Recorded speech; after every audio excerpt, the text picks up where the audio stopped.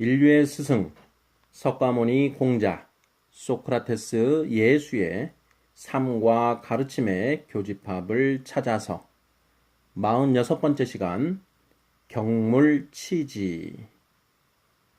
석가모니가 견성이라는 방법에 의하여 하나님의 법을 찾고자 하였다면 공자는 경물치지라는 방법으로 하나님의 법을 찾고자 하였다고 평가할 수 있습니다. 경물치지가 도대체 무슨 말일까요? 경물치지라는 말은 대학 제1장의 8조목에서 유래하는 말입니다. 8조목이란 수기치인, 즉 사람이 자신의 몸과 마음을 닦아 남을 다스리는 8단계의 과정을 말하는 것으로 경물, 치지, 성의, 정심, 수신, 재가, 치국, 평천하를 말합니다. 경물치지는 8조목 중 처음 2조목을 한꺼번에 일컫는 말인데 대학에 경물의 의미가 명시되어 있지 않아 후세에 그 해석을 놓고 의견이 나뉘게 됩니다. 주자학파와 양명학파의 대립이 대표적입니다.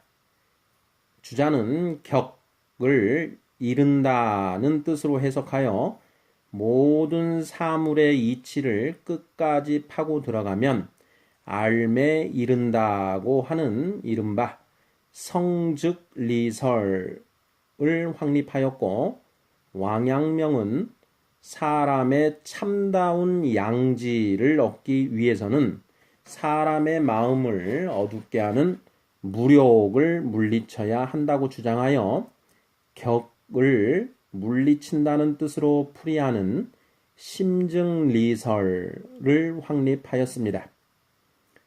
주자의 경물치지가 지식의 방점을 찍고 있는 반면 왕양명의 경물치지는 도덕적 실천을 중시하고 있어 주자학을 이학, 양명학을 심학이라고도 합니다. 대학 제1장에는 치지 제경물, 물격 이후 치지, 즉 치지는 경물에 있고 물격 이후에 치지라고만 서술되어 있어 어느 해석이든 모두 가능합니다. 과연 어느 견해가 타당한 것일까요? 개인적으로는 주자의 해석에 동의합니다. 그 이유는 다음과 같습니다. 공자는 학문을 통하여 천명을 궁구하는 것을 목표로 삼았고 50세에 천명을 깨달았습니다. 공자의 학문 방법은 천지 만물을 관찰 연구하는 것이었습니다. 공자가 주역에 몰두한 것이 증거입니다. 공자의 학문 방법을 경물이라고 한다면 경물은 사물을 접하여 연구하는 것으로 해석하는 것이 타당하지 않은가 싶습니다.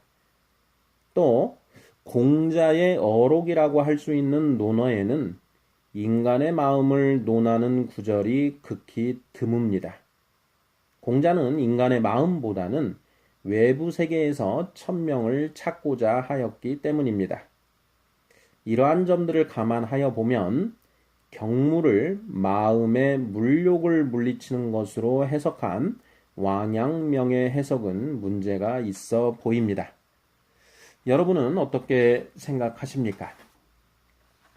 공자가 경물치지의 방법으로 천명을 궁구하려고 한 것은 타당한 방법이었을까요? 저는 그 답을 성경에서 찾았습니다. 로마서 1장 20절은 창세로부터 그의 보이지 아니하는 것들, 곧 그의 영원하신 능력과 신성이 그가 만드신 만물에 분명히 보여 알려졌나니 그러므로 그들이 핑계하지 못할지니라고 기록하고 있습니다. 하나님이 창조하신 천지 만물에 하나님의 법이 아로 새겨져 있기에 사람들이 하나님의 법을 몰랐다고 핑계할 수 없다는 의미입니다.